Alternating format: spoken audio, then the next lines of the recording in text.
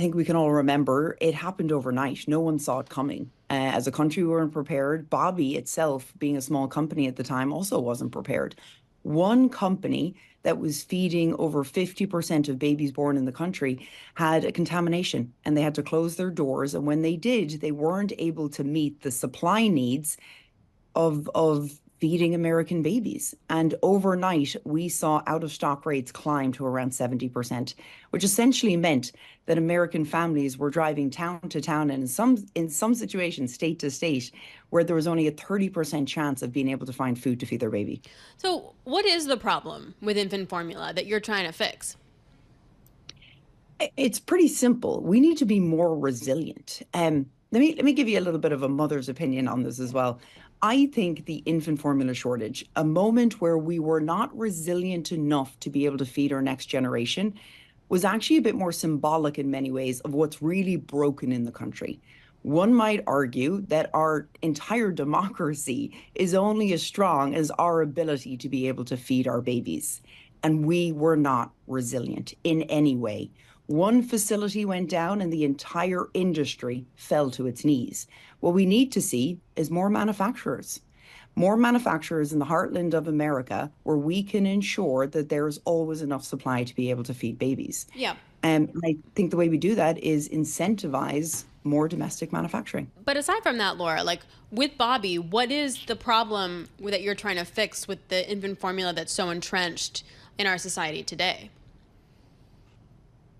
We need to be able to look at this essential good as not just a necessary, but a necessary that's extremely important in the development of our next generation. The quality of what goes into that baby bottle, the nutrition that we're giving, again, our babies and the next generation is fundamental for their growth and development. And I think we've ignored it for far too long. For the last few decades, the same infant formula that you yourself was drinking as a child is probably the same infant formula that you're now buying for your own baby. Wow. Science That was has a long time evolved ago. a very long time ago. And in every other industry, we've seen an evolution. And I think this might be the last remaining industry we've seen this. So you talked about, Laurie, we need more manufacturing and more diversified manufacturing sourcing here in the U.S. What are you guys doing on that front? Well, not only did we go out and we made a commitment that we were going to invest $100 million into domestic manufacturing, we bought and we have reinvested in a facility in the Heartland in Ohio.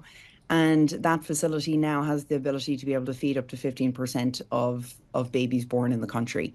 But on top of that, we also worked very closely with legislators to introduce the Infant Formula Made in America Act this last month with Congress. And what it essentially allows is incentivizing more players like Bobbie to be able to break into the industry. It takes a lot of capital and a lot of time, and we need a lot of support from government officials to make this happen. So hopefully, if this bill gets passed, which is what I believe is a very bipartisan solution to being able to not be in another shortage again. And how did you come up with this idea? Like what, like, Yeah. did you come from Wall Street? Have you always been an advocate of this? Like where did this all come from? Great question. Do not come from Wall Street. I actually don't even come from CPG infant formula at all. My background is in tech. Before this at Google and at Airbnb. I had my first daughter while I was an executive at Airbnb, and I experienced all the ups and downs of parenthood, and one of many being the disappointment that I wasn't able to exclusively breastfeed her. And when I turned to infant formula, I felt I felt a feeling I had never experienced before, that shame and guilt that I wasn't able to give her what I thought was so natural. And then, as you know, a businesswoman, I was staring at the back of the can going, we can do better. And that set me on a crazy research journey to study what was best for my baby. And I'm here now 8 years later, and many more children, by the way. I just had my fourth kid, who is happily guzzling Congratulations. some Bobbie. Congratulations. Laura, what's the risk that we have another type of, supply shock here, to supply disruption? Are we any better off today than we were before? Oh, I get sad even trying to answer that because I don't believe so. It's very easy to get complacent in these moments when shelves are stocked. But when you look at the reason that we got here, have we introduced many more manufacturers? No. Have we been incentivizing new players to break in and break up the concentration? No. So I believe we're still one bacteria away from this potentially happening again. And my big call to action is that we just don't allow complacency, seeing shelves get stocked as a way to ignore the real solution, which is let's get this bill passed and more manufacturers up and running.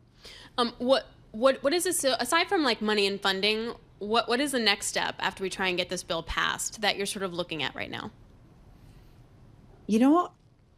I think it's culture change. So taking a hard pivot from domestic manufacturing, we need to have the level of respect that infant formula deserves. And not just infant formula. I mentioned it was symbolic to so many different things. What's broken in our society is that the same government who says that you should be exclusively breastfeeding is also telling mothers that they need to get back to work immediately. We need to pass paid leave. We need to fix childcare. We need to be able to support parents being parents in America. And if Bobbie can have any role in changing the culture by which it means to have a baby in this country, then we're doing our job. How are you doing that? Just these How are kind we of doing that? conversations? Is it advertising? Like, how do you do that?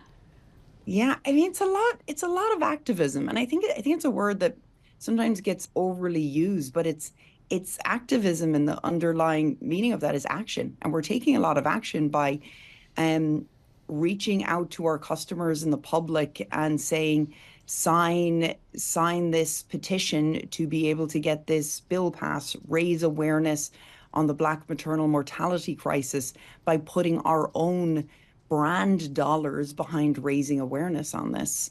Um, we've recently won a few awards for, again, not just marketing infant formula, but marketing the issues around it. And I think if more companies, again, can lean into fixing the systemic issues for why they fundamentally exist, Yeah.